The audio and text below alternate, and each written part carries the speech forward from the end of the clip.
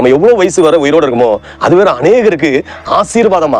அவங்க நம்ம இறந்து போனாலும் அநேகர் இருந்து சொல்லணும், இவங்க தான் என் வாழ்க்கையில என் பிள்ளைகளுக்கு படிப்பு உதவி செஞ்சாங்க, நான் கஷ்டப்பட்டு ஒரு வீடு கட்ட வழி இல்லாம இருந்தேன், நான் இடம் வாங்கும் போது கொஞ்சம் உதவி தேவைப்பட்டுச்சு, எனக்கு உதவி செஞ்சாங்க, என் பிள்ளைக்கு திருமணத்துக்கு வழி இல்லாம கஷ்டப்பட்டேன், அவங்க திருமணத்துக்கு அந்த பிள்ளைக்கு திருமணம் நடத்துக்கு தேவைகளை சந்திச்சாங்க, ஒரு சின்ன காரியத்துக்கு ஒரு பிள்ளைகள் மெடிசன் சம்பந்தமான தேவைகளுக்கு உதவி செஞ்சாங்க, பிள்ளைக்கு ஆஸ்பத்திரி சம்பந்தமா உதவி செஞ்சாங்க, என் குடும்பத்துக்கு வாழ வழி இல்லாத நேரம் என்ன தூக்கி விட முடியும், யாருமே இல்லாத தூக்கி விட்டாங்க, நான் வேலை இல்லாத நேரத்துல அவங்களுக்கு தெரிஞ்ச ஃப்ரெண்டு மூலியமாக ஒரு ஆபீஸ்ல எனக்கு வேலை வாங்கி தந்தாங்க. இப்படி நிறைய சாட்சி சொல்லணும். ஹல்லேலூயா.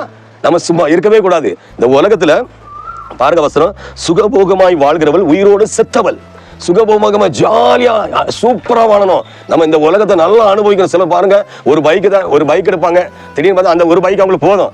ஆனா என்னன்னா திடீர்னு பார்த்தா ஒரு மாடல் வரும், அதுக்குள்ள மாத்துவாங்க, இதுக்குள்ள மாத்துவாங்க. வாங்குறதுலாம் கடனை தான் வாங்குவாங்க நிறைய பேர். அது எதோ செகண்ட்ஸ்னால வாங்கிடுவாங்க. கெத்தா வாழணும், ஸ்டைலா வாழணும், சூப்பரா வாழணும், எல்லாரும் நம்மள ஆச்சரியமா பார்க்கணும். அவங்க நம்ம போடுற ட்ரெஸ் மாதிரி யாருமே போட்டிருக்க கூடாது, நம்ம வச்சிருக்க வண்டி மாதிரி யாருமே வச்சிருக்க கூடாது, நம்ம கட்டியிருக்க வீட மாதிரி யாருமே கட்டியிருக்க கூடாது. அது பயங்கரமா போவாங்க. இவங்கெல்லாம் உயிரோடு செத்தவர்கள். யாருக்குன்னா யாருக்குமே பிரயோஜனம் இல்லை. இருக்கிறவரை நம்மளை கொண்டு யாருக்காச்சும் 4 பேருக்கு நல்லது செய்ய முடியுமா, அதை தான் பண்ணணும்.